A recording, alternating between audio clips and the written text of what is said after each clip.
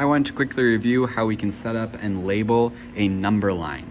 I know it's confusing sometimes to figure out what our interval should be and how far apart we should space numbers in order to include the important information to solve a problem.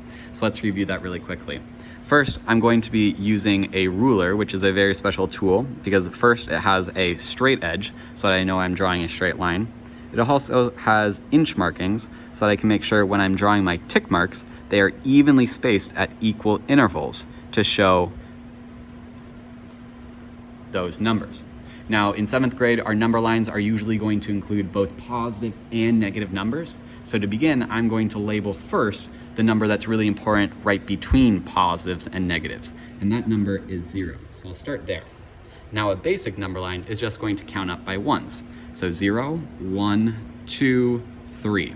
Now, on the opposite side of 0 are the negatives. So if I'm counting up by ones, then I'm also going to have to count down by ones. So this is -1, -2, -3. All right?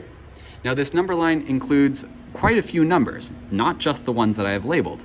Of course, if I wanted to label and plot -3, then I could put a dot right on the tick mark that's labeled -3.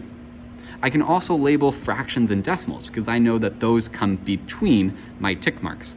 So let's say, for example, I was trying to compare the number 1/2. I know 1/2 is more than 0, but it's less than 1. So I know 1/2 is going to be right here. I can put a dot on my number line. Even though it's not a tick mark, I know that 1/2 can be labeled right there. This is a really basic number line because I'm just counting up by ones.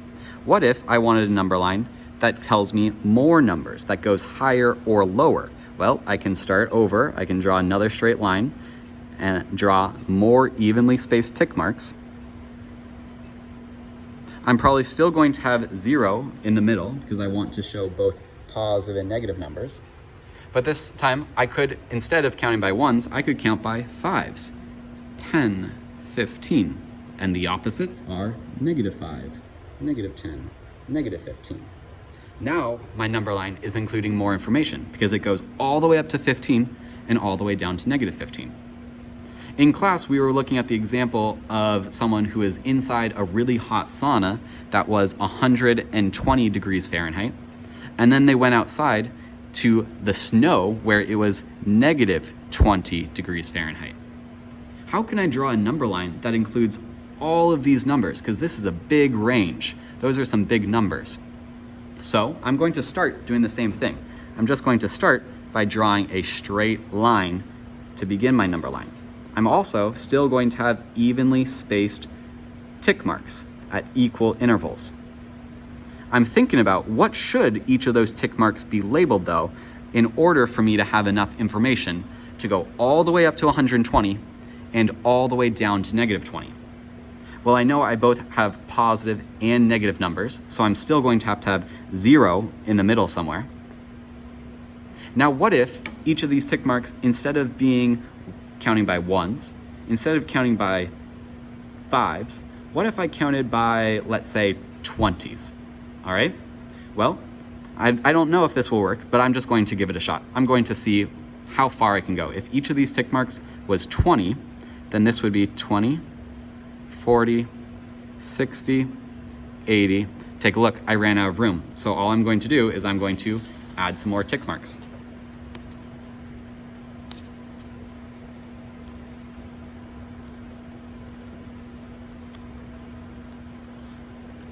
All right, 80, 100, 120.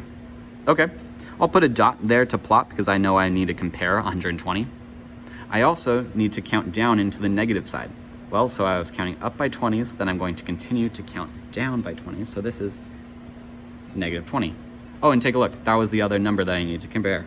So I'll put a dot right here. Now I have a number line that goes from -20 up to 120.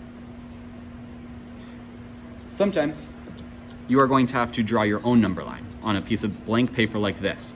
Other times, and more often, especially when we're online, I might give you a number line with the tick marks already set up, just so that you don't have to draw it and evenly space out those tick marks. But you still do have to figure out where to put your numbers and how to space them out. So again, let's say for example, this time I wanted to compare the numbers, how about 63 and negative 45? I'm going to begin by putting 0 on my number line, somewhere in the middle, because I know I need space for both positives and negatives. Now I know I need to go all the way up to 63 and all the way down to 45. So what if this time I spaced my intervals at 10? So this is 10, 20, 30, 40, 50, 60, 70, okay. Then on the opposite side, in the negatives, I'll count down by 10, so negative 10, negative 20, negative 30, negative 40, negative 50, negative 60, negative 70. Okay. Now I don't have these numbers labeled. I don't have 63 labeled anywhere. I do know though that 63 is between 60 and 70. So I can put a dot right there, not on the tick mark, because I know it goes between 60 and 70. And actually 63 is a little bit closer to 60 than 70. So notice that I put it closer to this tick mark. Then I have negative 45. I don't have negative 45 labeled. I do have negative 40 and I do have negative 50. And I know that negative 45 goes right between those. So I can label this as negative 45 and this I'll label as positive 63. So what I want you to think about is you can always change the interval, how much you space apart your tick marks in order to include all the information that you need for a specific problem. You can do that both when you are drawing your own number line with your own tick marks, or you can just figure out what the tick marks that I give you should be labeled as. That way you can always include important information to solve a problem.